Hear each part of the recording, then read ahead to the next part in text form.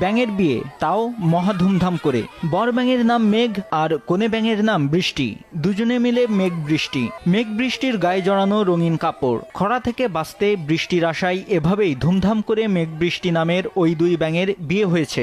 এমন ব্যতিক্রম বিয়ের আয়োজন করা হয় ঠাকুরগাঁও জেলার পীরগঞ্জ উপজেলায়।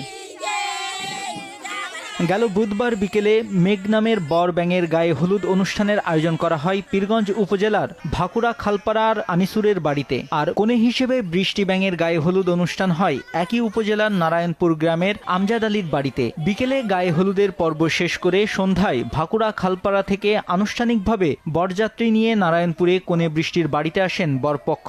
মানুষের যেভাবে এই পৃথিবীতে মানুষের যেভাবে বিয়ে হয় ঠিক সেভাবে আমরা দুটি ব্যাঙে বিয়ে দিয়েছি। এই পৃথিবীর বুকে অনাবৃষ্টি হয়েছে, বৃষ্টি